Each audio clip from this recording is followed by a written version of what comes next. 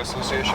We've been grassroots tournament series for the past, probably 20 years, 25 years. Wow. And it's changed a couple owners, but now it's World Walleye Series. We've been doing that for about 8 years. Yeah, you couldn't ask for a better day to go out fishing. It's nice out. I mean, there's a little bit of wind. We had a little bit of cool rain last night, so hoping the fish will fire up from that. Yeah, well, the water's still pretty hot out there.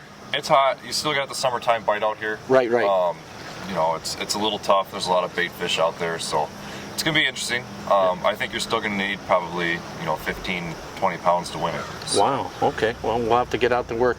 As you know, I'm not a big fisherman. I'm just learning how to do all this stuff. I'm super excited to be with Brian today, and I hear he's one of the best. Yeah, you got a good partner for sure. Ryan Mazer. He's going to show you some stuff. Oh, right on. Sure. You'll have fun. Well, guys, we're out here at Port Blarney, yep. Fox Lake. Yeah. Okay, and with the World Walleye Association, check them out. They've got some tournaments coming up. Yeah, we got 2 more qualifiers coming up for this year, and then we also have a championship for this year.